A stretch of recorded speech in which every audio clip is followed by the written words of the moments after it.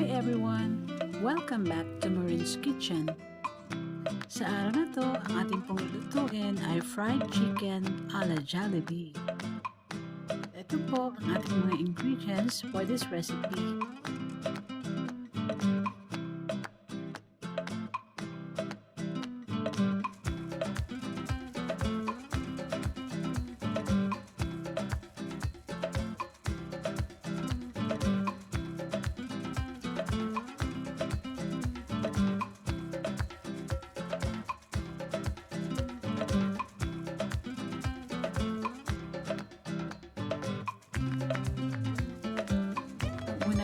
Gagawin ay i-marinate ang chicken with salt, garlic powder, and black pepper.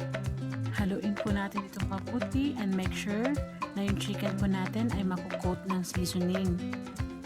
Kung mapapansin nyo kanina, hiniwaan ko po yung chicken para talaga sa kaloob-looban po nito ay malalagyan ng seasoning. At pagkatapos, pwede na natin ilagay ang itlog.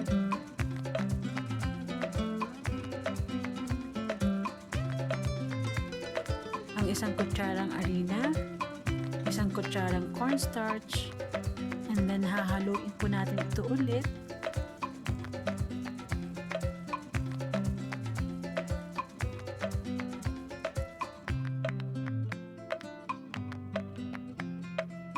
At hayaan lang itong marinate for at least 3 to 4 hours.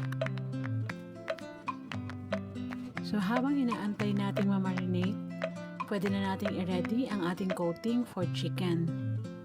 Paghalo-haluin ang flour, ang cornstarch, ang asin, chili powder, and black pepper. Gumamit po tayo ng whisk para even po yung pagkakahalo ng seasoning.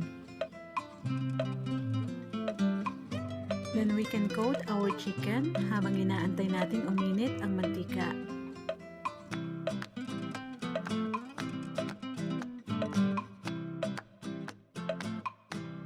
So pag kinoat nyo po yung chicken, make sure na hanggang sa loob ay malalagyan ng coating.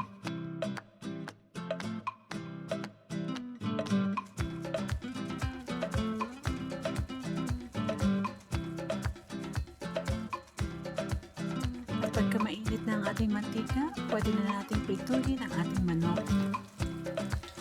We will fry the chicken between 12 to 15 minutes, depende po sa size ng chicken. So habang piniprito po natin ito, pwede rin natin itong turn between 5 to 4 minutes para lang po pantay yung pagkakaluto nito.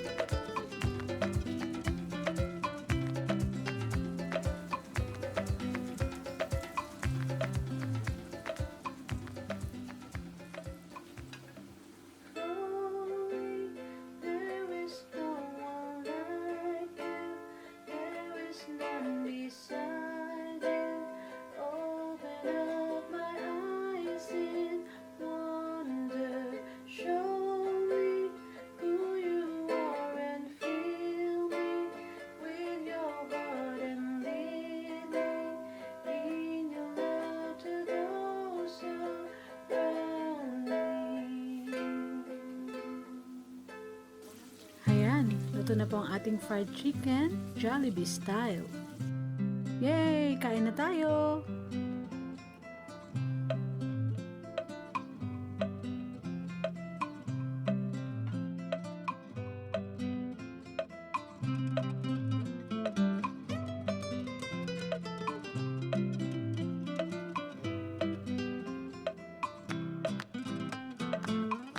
Maraming pong salamat sa inyong panonood. Hanggang sa muli po. And if you like this video, please don't forget to subscribe, like, comment, and share. Thank you and God bless everyone. Happy cooking and happy eating.